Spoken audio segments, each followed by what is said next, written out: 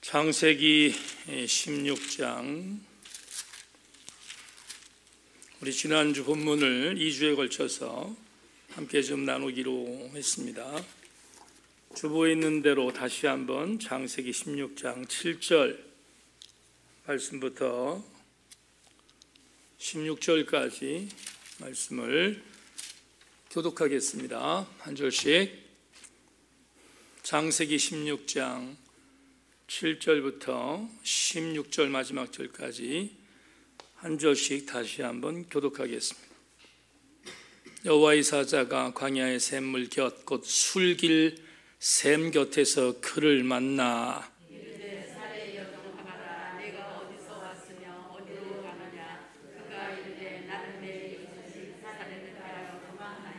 여호와의 사자가 그에게 이르되 내 여주인에게로 돌아가서 그 수하에 복종하라. 여호와의 사자가 또 그에게 이르되 내가 내 씨를 크게 번성하여 그 수가 많아 셀 수 없게 하리라. 여호와의 사자가 또 그에게 이르되 내가 임신하였은즉 아들을 낳으리니 그 이름을 이스마엘이라 하라. 이는 내 여호와께서 내 고통을 들으셨음이니라. 그가 사람의 주라리같이 되리니 그의 손이 모든 사람을 지겠고 모든 사람의 손이 그를 지으며 그가 모든 형제와 대해서 살살을 하느니라. 하갈이 자기에게 이르신 여호와 이름을 나를 살피시는 하나님이라 하였으니 이는 내가 어떻게 여기서 나를 살피시는 하나님을 배웠는고 함이라. 이러므로 그 샘을 그의 부모로 하는 그것을 갈레스의 사이이라. 하갈이 아브라함의 아들을 낳음에 아브라함이 하갈을 낳은 그 아들의 이름하여 이스마엘이라 하였더라. 하갈이 아브라함에게 이스마엘을 낳았을 때에 아브라함이 86세였더라. 아멘. 한 번 더 기도하겠습니다. 하나님, 오늘 수요 정예배에 사랑하는 귀한 심령들이 모였습니다. 은혜 받고 돌아가게 하시고 오늘 감동이 있는 수요 예배 되게 하여 주옵소서.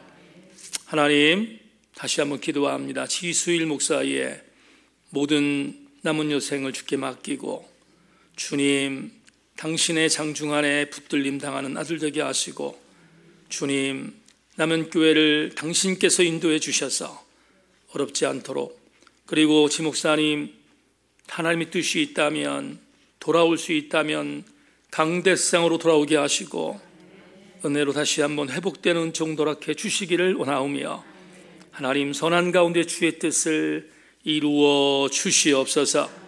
심재희 권사님 친정어머니 하나님 입원 중에 있습니다. 주님 많이 연로하여 정말 이모저모 두려운 마음도 있고 염려하는 마음이 있지만 하나님께서 사랑하는 귀한 딸을 붙들어 주셔서 코로나에서 완전히 해방되게 하시고 하나님 건강을 되찾는 귀한 딸 되어줄 수 있도록 인도하여 주시옵소서.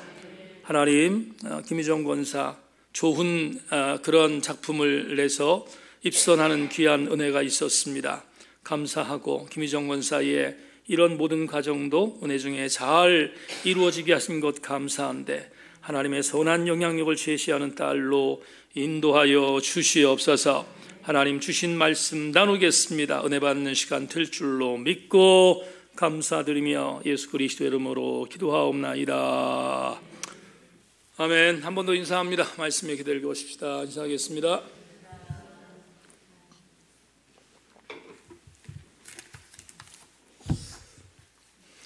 오늘 주보에 있는 대로 부헬라헬로이라는 제목 두 번째로 여러분과 말씀의 은혜를 나누겠습니다.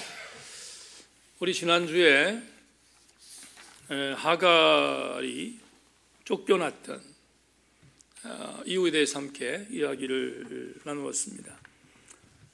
하갈이 이스마엘을 잉태하고 나서 여주인이었던 사례를 멸시하면서 업신여겼다.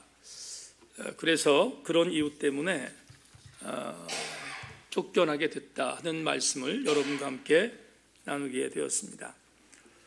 그렇지만 하나님은 쫓겨난 하갈이 도망하던 광야, 이집트로 가던 광야길까지 찾아오셔서 그곳에서 그녀를 만나주셨고 또 그녀를 찾아봐 주셔서 그래서 그녀를 격려하셨던 말씀을 지난 주간에 함께 나누었습니다. 오늘은 여러분과 본문 8절부터 12절까지 말씀을 중심으로 해서 두 번째, 하갈을 찾아오셨던 하나님의 은혜가 무엇일까를 여러분과 좀 나눌까 생각합니다. 8절부터 12절 말씀 다시 한번 보겠습니다. 여러분 자막 보십시오. 이르되 사레의 여종 하갈아, 내가 어디서 왔으며 어디로 가느냐? 그에게 이르되 나는 내 여주인 사레를 피하여 도망하나이다. 여호와의 사자가 그에게 이르되 내 여주인에게로 돌아가서 그 수하에 복종하라. 여호와의 사자가 또 그에게 이르되 내가 내 씨를 크게 번성하여 그 수가 많아 셀 수 없게 하리라. 여호와의 사자가 또 그에게 이르되 내가 임신하였은즉 아들을 낳으리니 그 이름을 이스마엘이라 하라. 이는 여호와께서 내 고통을 들으셨음이니라. 그가 사람 중에 들나귀 같이 되리니 그의 손이 모든 사람을 치겠고 모든 사람의 손이 그를 칠치며 그가 모든 형제와 대항해서 살리라 하리라. 이 구절을 여러분과 함께 좀 나눠야 되겠는데, 이 본문 안에 들어있는 강해적인 요소가 너무 많아요. 너무 많아서 이걸 일일이 다 말씀을 드릴 수는 없을 것 같습니다. 그렇지만 오늘 두 번째, 지난 주간에 여러분에게 찾아오시는 하나님이라는 은혜를 나눴잖아요. 근데 오늘은 두 번째 은혜가 뭔가를 이 본문을 통해서 추출해 보겠습니다. 이집트로 도망가는 술 광야 옆에 셈에 도착했는데 그냥 놔두면 하갈은 죽습니다. 광야는 여러분 아시는 것처럼 무시무시한 곳이거든요. 그대로 놔두면 죽는 상황인데 주님이 찾아오셨다고 했습니다. 하갈을 찾아오셨어요. 이게 첫 번째 은혜라고 했습니다. 그런데 오셔서 하갈에게 질문하세요. 뭐라고 질문하냐면, 여종아, 너 어디서 왔니? 어디로 가고 있니? 를 묻습니다. 어디서 왔지? 어디로 가고 있지? 를 물어요. 그런데 아시다시피 하나님이 몰라서 물으신 게 아니잖아요. 다 알고 계십니다. 알고 계시는데 물으셨어요. 왜 물으셨을까? 설교 준비를 하다가 이런 생각 들었어요. 여러분, 사울이 다메섹 도상에서 주님 만났을 때, 부활하신 주님 만났을 때 얼마나 놀랐으면 말에서 떨어지겠습니까? 그리고 눈이 멀겠습니까? 그리고 얼마나 충격을 받았겠습니까? 그 충격을 우린 기억하죠. 베드로가 주님을 부인했을 때 3번이나 부인한 뒤에 닭울음 소리가 들렸어요. 그 닭울음 소리가 들렸을 때 베드로는 주님이 하셨던 말씀이 생각나서 충격을 받고 울었다고 말합니다. 그렇죠? 여러분, 시내산에서 모세가 가시떨기 나무에 붙었던 불이 꺼지지 않는 것을 보고 충격받고 음성을 들었습니다. 모세야, 모세야. 모두가 충격이에요. 이 세 가지의 모든 공통점은 충격입니다. 그러니까 주님과 만나는 장면은 충격일 수밖에 없는데, 더군다나 이집트 출신의 이 여인은 유대인이 아니었잖아요. 이스라엘 백성이 아니었단 말이죠. 그런데 이집트라고 하는 이방 땅의 여인이 몸종으로 와서 처음으로 하나님 만난 사건이 오늘 본문이거든요. 이 하갈의 남자 주인이었던 아브라함, 여자 주인이었던 사레가 하나님과 이모저모 대화하는 것들을 들었지만 본인과 관계없었어요. 본인과 관계없었고 본인하고는 전혀 동떨어진 사건이었단 말이죠. 그러니까 그건 중요하지 않았어요. 근데 문제는 뭐냐 하면 오늘 내 남자 주인과 내 여주인이 만났던 그 하나님이 자기를 찾아오셨단 말이에요. 얼마나 충격적이겠어요. 그것도 충격인데 말을 걸으세요. 어디서 왔니? 어디로 가니? 주님이 몰라서 물은 거 아니라고 했습니다. 근데 왜 이렇게 질문했을까? 질문하신 이유는 한 가지입니다. 그녀를 충격에서 벗어나게 하기 위해서. 나는 너와 함께 대화하고 싶어. 나는 너와 함께 이렇게 인격적으로 만나고 싶어 하는 등등의 여러 가지의 그런 제스처를 하나님이 지금 하갈에게 하고 있습니다. 그러자 하갈이 누그러진 상태에서 대답하죠. 제가 쫓겨났습니다. 여주인에게 쫓겨나서 지금 제가 도망하고 있습니다. 그것도 다 알아요. 주님은 하나님 다 알고 계세요. 근데 대화하고 있습니다. 그리고 나서 대화가 끝날 쯤 돼서 하나님께서 하갈에게 하명하십니다. 하갈아, 힘들겠지만 지금 도망가는 이 길에서 돌이켜서 너의 여주인이었던 사라에게로 돌아가라. 여러분 생각해 보세요. 지금 쫓겨나서 도망가고 있는 이 여인에게 다시 그 죽음과 같은 고통으로 가라는 게 말이 돼요? 말이 안 되잖아요. 차라리 죽는 게 낫잖아요. 근데 하나님께서 명령하십니다. 돌아가라는 겁니다. 만약에 돌아가라는 것이 이것만 말했다면 하갈은 아마 순종할 수 없었을 겁니다. 그런데 놀랍게도 하나님은 하갈에게 대단히 중요한 하나님의 이걸 오라클이라고 하는데요. 하나님의 신탁을 주셨어요. 뭐냐 하면 하갈아, 네가 잉태하고 있는 그 배 안에 잉태하고 있는 그 씨가 탄생할 거야. 탄생할 거야. 너는 분명히 아들을 낳을 거야. 그리고 심지어 하나님이 이렇게 말씀합니다. 아들을 낳으면 이름을 이렇게 지어라. 이스마엘이라고 지어라. 이스마엘, 이스마라는 말이 무슨 말이냐면 들으셨다라는 뜻이에요. 이스마엘, 하나님이 이스마, 들으셨다는 거예요. 내 아들이 탄생하면 내 아들의 이름을 이스마엘이라고 지어라. 그런데 이 뜻은 번역하면 하나님이 들으셨다는 뜻입니다. 우리는 알고 있는데요. 돌아가지요? 아들을 낳지요? 오늘 본문 마지막 절에 나오지 않습니까?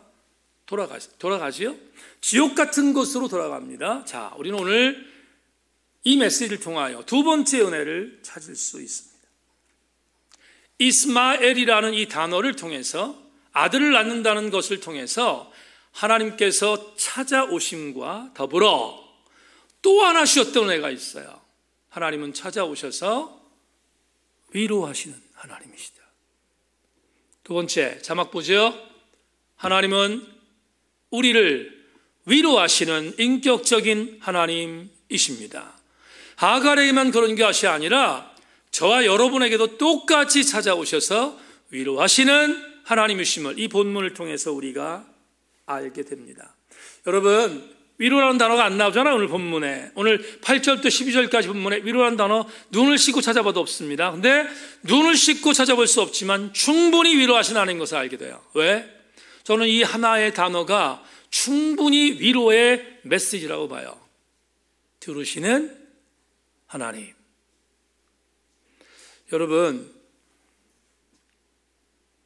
여러분이 하나님 앞에 몸부림치고 하나님 앞에 화살 기도를 드리고 하나님 앞에 떼를 쓰고 하나님 앞에 찬양을 통해서 노래를 부르고 어떤 것이 돼도 상관없습니다.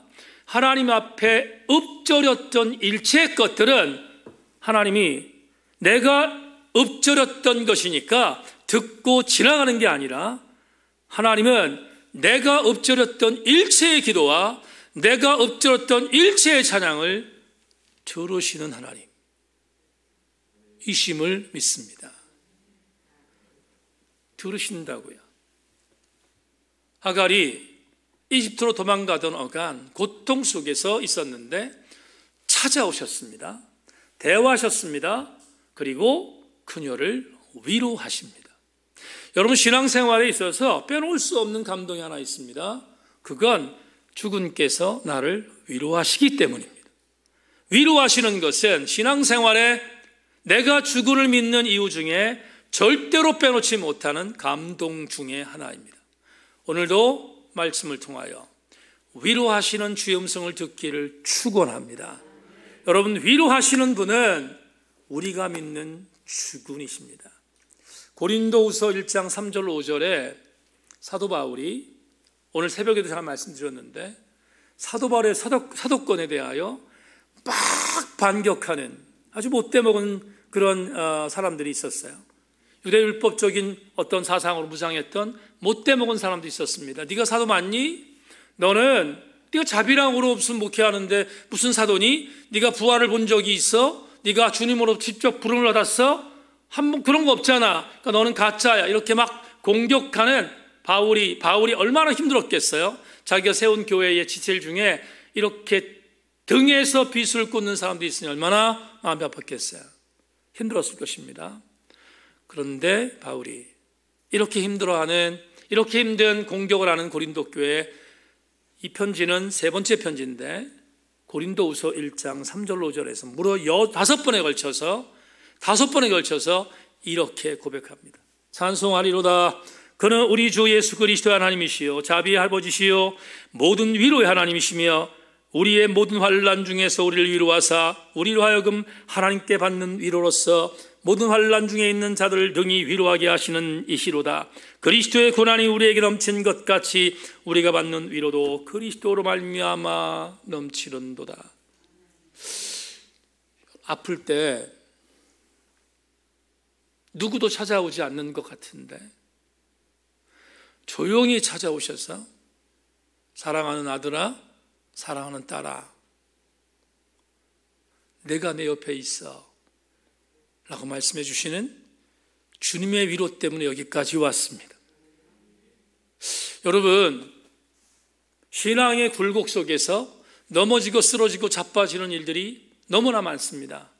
너무나 많은데 그럴 때마다 어떤 때는 담임 목사의 위로도 위로로 들리지 않고 교회 중직들의 위로도 위로로 들리지 않고 아무것도 위로로 들리지 않아요. 그런데 어느 날 갑자기 내가 쓰러져서 지푸라기도 잡을 수 없는 정도의 고통 속에 있는데 내가 일어나 있었어요. 내가 일어나 있는 거예요. 근데 내가 왜 일어났지? 뒤돌아보면 여전히 오셨던 주께서 우리를 위로해 주셨기 때문에 여기까지 올 수 있었어요. 한 사람도 예외 없이.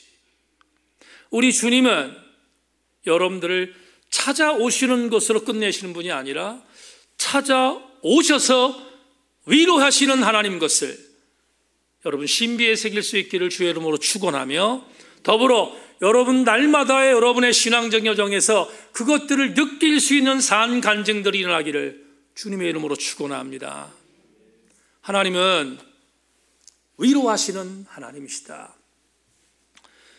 우리 교회에서 읽었던 나도 팬인가 제자인가라는 책에 카잇 아이들먼이 이렇게 쓴 글을 우리가 전부 봤습니다. 굉장히 오래전에 읽었죠, 이제 이 책을. 그런데 카잇 아이들먼이 했던 이 기가 막힌 촌철살인이 저는 뜨거움으로 남아있어요. 그거 이렇게 말합니다. 구약에서는 하나님이 우리와 함께 하신다고 말했지만 신약에서는 하나님이 우리 안에 계신다고 말한다. 우리는 지금 이전에 나와 함께 하셨던 하나님의 그 은혜를 경험했어요. 근데 지금은, 오늘은 우리 안에서 역사하신 하나님이 있음을 믿는 그 이유 때문에 위로를 얻지 않습니까? 위로를 얻어요. 여러분, 제가 지술 목사가 어렵다는 얘기를 듣고 어제 지술 목사 사모님한테 전화했어요. 전화를 했는데 한두 번 경험된 게 아니니까 사모님도 사실은 준비를 하고 있는 듯한 느낌을 개인적으로 만났을 때 여러 번 느꼈어요. 그런데 어제는 정말 힘든 가운데, 정말 절망스러운 가운데 동기 단체톡을 통해서 메시지를 받았어요. 힘들 것 같다고. 어떻게 되지? 정말 사랑하는 친구인데 어떻게 해야 되지? 그런 생각이 들었어요. 아침에 새벽 예배 인도하고 그리고 서재 나가서 곧바로 사모님께 전화했어요. 전화했더니 사모님이 제 목소리를 듣고 나서 옆에 진 목사님이 있는데 제 목소리를 듣고 나서 곧바로 울기 시작하셨어요. 근데 위로할 수 있는 방법이 뭐가 있을까 생각하다가 위로할 수 있는 방법이 없어요. 친구도 옆에 있는 친구는 저의 진정성을 알거든요. 근데 위로할 수 있는 방법이 없었어요. 그래서 다른 거 다 차치하고 사모님 기도합시다. 그리고 전화로 여러분들이 기도하는 것처럼 기도했어요. 근데 저는 스피커폰인지 몰랐어요. 우리 옆에 친구가 있는지 몰랐는데 정말 한 2, 3분 동안 어떻게 기도했는지 뭐라고 표현해야 되나요? 가슴에서 시면에서 끓어오르는 통곡 같은 기도를 드렸어요.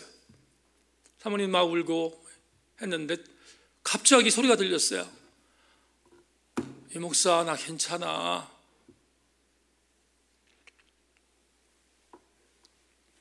근데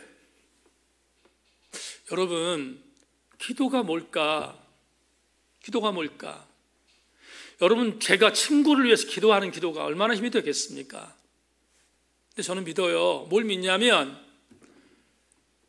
이강덕 목사가 기도하는 기도가 힘이 얼마 될까 하는 것들은 저는 불확실하니까, 저는 불완전하니까, 저는 무능하니까 그럴 수 있어요. 하지만 이 목사가 기도를 하는 그 기도를 들으신 하나님께서는 지 목사의 생사에 대한 부분에 있어서 어떤 것이 됐든 간에 선을 행하는 아름다운 모습으로 위로하시지 않겠어요? 위로가 뭘까? 위로는 인간이 주는 위로가 아니죠. 인간은 불완전합니다. 여러분, 오늘 본문에서 말하고 있는 하갈을 위로하신 분은 인간이 아니에요. 아브라함이 아니고요. 사레가 아니에요. 내가 너를 용서한다 말했던 사레가 아니라 오늘 하갈을 위로한 그 존재는 하나님이셨단 말이죠.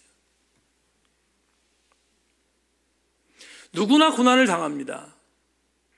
근데 고난 속에서 그 고난을 우리가 두려워하지 말고 고난을 딛고 일어설 수 있는 믿음을 갖는 이유는 뭔가 하면 하나님은 그 고난을 통하여 영광을 얻으실 수 있는 기회를 주시기 위해서임을 존 스타스 목사가 이렇게 말했어요.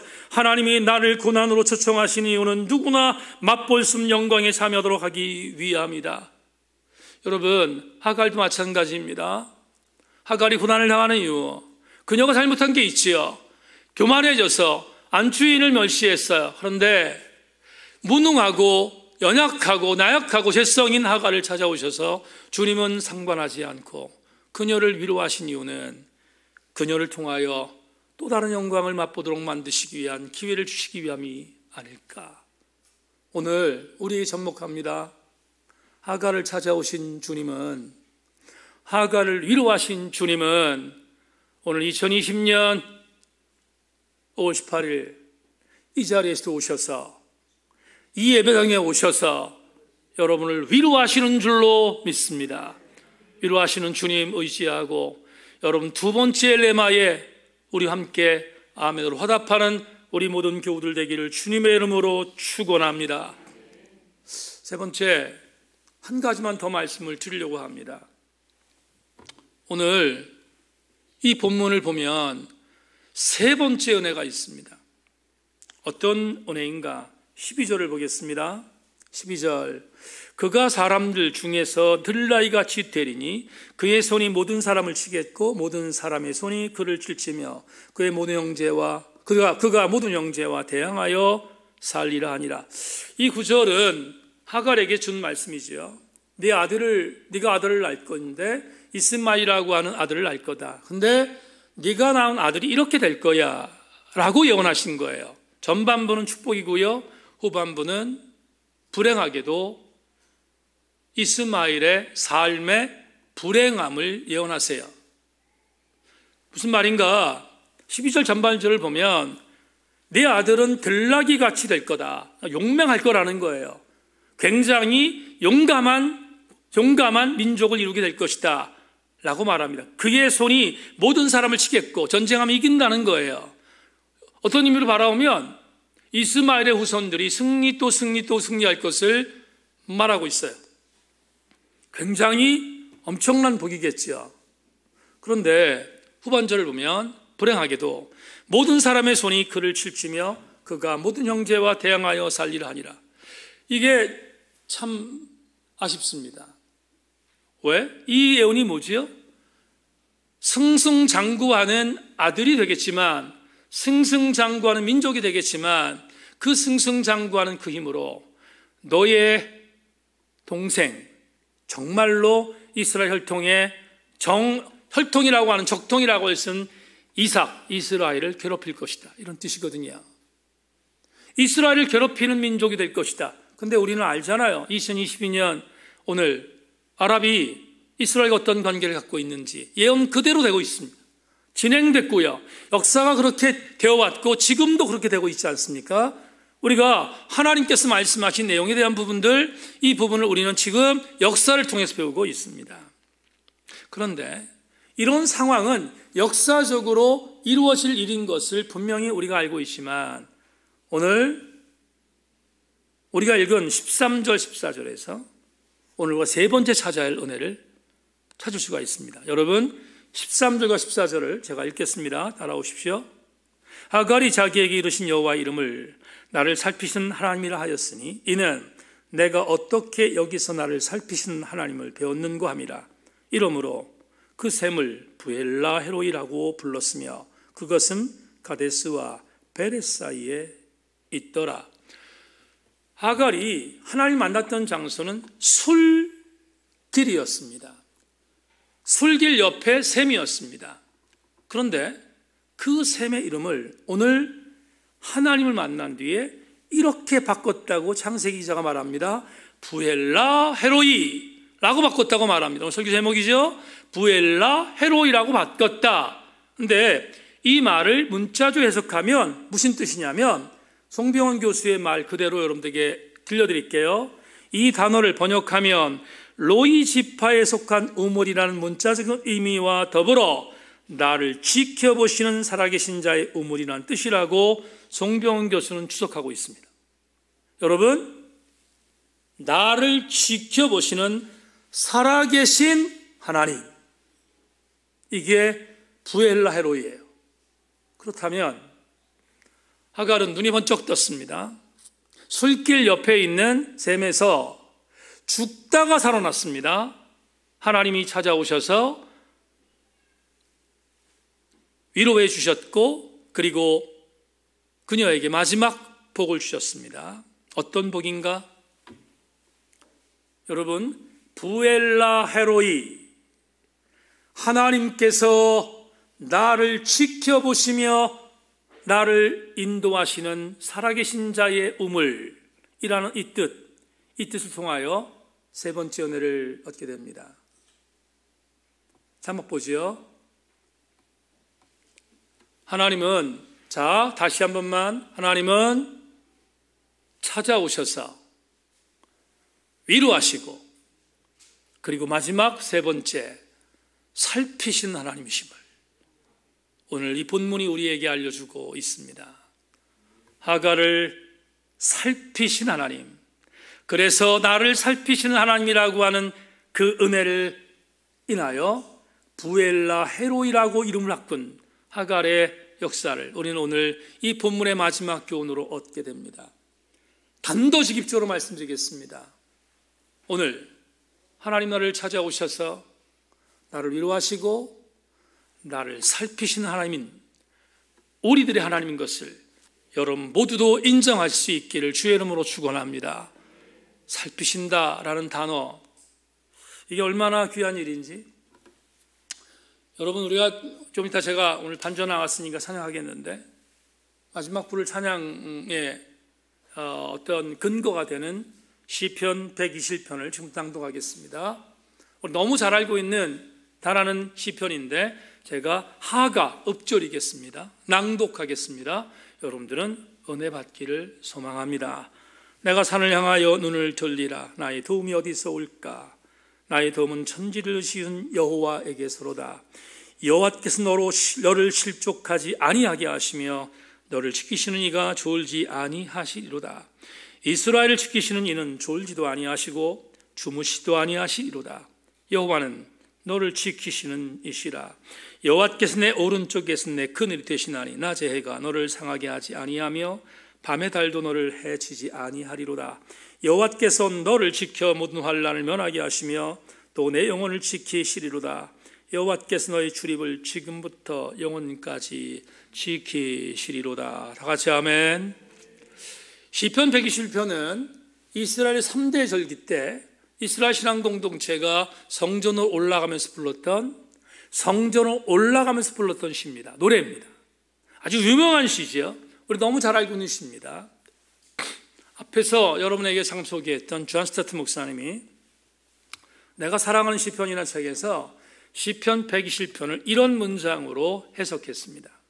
시인은 이 시에서 하나님을 이스라엘의 수호자로 소개한다. 이스라엘을 지키신 하나님은 세계를 지으신 전능하신 권능과 물 샘틈 없이 지켜보시는 하나님이란 믿음의 근거가 된다. 물 셀 틈 없이 라는 단어가 가슴에 박힙니다.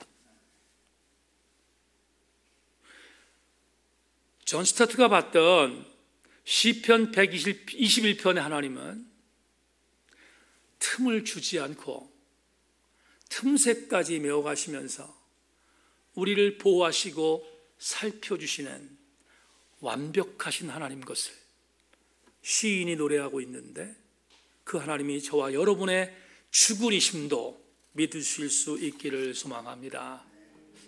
여러분, 에스더라는 역사서가 있지 않습니까? 근데 에스더란 역사서를 읽다 보면 하나님이라는 단어가 나오지 않아요. 근데 하나님이라는 단어가 나오지 않는데 너무너무 신기한 게 뭐냐 하면 전 장에서 매 장마다 하나님이 등장하세요. 하나님이란 이름은 등장하지 않아요. 여러분, 이 에스더란 역사서가 구약 39권의 정경에 들어가야 말아야 되냐, 들어가야 하냐 말아야 되냐가 굉장히 치열했어요. 근데 결국은 집어넣는 데 성공했는데, 하나님이란 단어가 한 번 나오지 않는 성경이 무슨 성경일 수 있겠냐 해서 학자들이 이건 정경으로 들어갈 수 없어 라고 배제해놨어요. 그런데 성령께서 인도하신 거겠죠. 성령께서 인도하셔서 구약 39권의 정경 안에, 이거 외경도 아닙니다, 정경 안에 에스더가 들어갔어요. 이유가 뭘까? 에스더 전장에 하나님이라는 단어는 전혀 나오지 않지만 바사에서 포로로 살고 있었던 이스라엘 백성들이 하만의 용계를 통하여 전멸당할 수 있는 위험 속에 있었어요. 그런데 하나님께서 에스더와 모르드게를 통하여 역사하시면서 매 장마다 이스라엘의 전멸을 승리로 바뀌어주시는, 그걸 불임절이라고 하는데, 하만의 흉계에서 이스라엘이 전멸될 수 있었던 그 위기를 벗어나게 해준 사건에 대한 내용들, 메시지가 매 장마다 기록되어 있거든요. 그래서 에스더라고 하는 역사서의 주제가 뭐냐? 간섭하신 하나님이에요. 간섭하신 하나님. 근데 이 간섭하신 하나님이라는 단어가 불편하게 들릴 수 있습니다. 순화하겠습니다. 예배 나오신 교우 여러분, 주무로 예배드리는 홍 집사님, 그리고 유튜브로 예배드리는 사랑하는 모든 지체들, 여러분에게 말씀드립니다. 간섭하신 하나님을 순화하여 바꾸면 이렇게 바꿀 수 있습니다. 살피신 하나님이시다. 철저하게 살피신다. 빈틈없이 살피신다. 존 스타트 목사의 말대로 물 셀 틈 없이 살피신 하나님, 그분이 하갈의 하나님이셨지만, 부엘라 헤로의 하나님이셨지만 오늘 우리들의 하나님이신 것도 분명히 믿습니다. 그래서 전 여러분에게 우리 창세기 강의를 통하여 이런 위로를 드릴 수 있어서, 이런 감동을 드릴 수 있어서 설교 준비한 목사로서 행복했습니다. 문제는 느끼고 있느냐입니다. 내가 나를 찾아오셨고 나를 위로하시고 나를 살펴주시는 그 하나님을 여러분들이 느끼고 있느냐, 이 말이에요. 그게 중요합니다. 모름지기 우리 교우들에게 이 하나님을 느끼시는 방법을 마지막으로 제시합니다. 나를 찾아오시고 나를 위로하시고 나를 살피시는 하나님을 느낄 수 있으려면 고난을 두려워해서는 안 됩니다. 하갈이 당했던 고난은 죽을 고난이었습니다. 동서남북을 바라봐도 피할 수 없는 정말 절망 중인 고난이었습니다. 그런데 저는 이걸 믿어요. 동서남북이 막히고 아무것도 헤어나올 수 없는 일처럼 보이는 고난이 임할 때, 그때 주님이 찾아오시고, 그때 주님이 오셔서 위로하셔서 우리를 살펴주신 하나님 것을 느끼게 될 것입니다. 그러므로 고난을 두려워하지 마십시다. 오히려 고난은 여러분들을 찾아오시는 하나님의 변장된 축복이라는 C.S. 루이스의 말처럼 우리가 정말로 하나님의 그 은혜를 경험할 수 있는 복된 역사가 이 창세기 강해를 통하여 함께 느껴질 수 있기를 소망하고, 오늘 여러분의 현장이 부엘라헤로 이가 되어지는 그런 아름다운 현장들 되기를 주님의 이름으로 축원합니다. 단주자, 이때를 위하여 에스더만 준비한 게 아니라 권미수도 준비했습니다. 하나님은 너를 만드신 분, 우리 함께 찬양 드리겠습니다.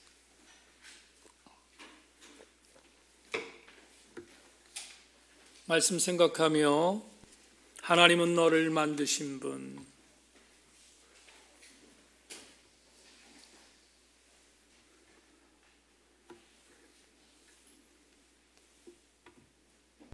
악보 있어요.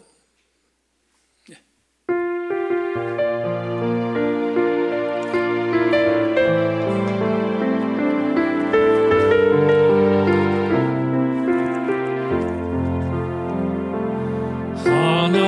하나님은 너를 만드신 분, 너를 가장 많이 알고 계시며, 너를 만드신 분, 너를 가장 깊이 이해하신단다. 하나님은 너를 지키시는 분, 너를 절대 포기하지 않으며, 하나님은 너를 지키시는 분, 너를 쉬지 않고 지켜보신다. 그의 생각 셀 수 없고, 그의 잠이 무궁하며, 그의 성실 날마다 새롭고, 그의 사랑 끝이 없다. 하나님은 너를 원하십니다.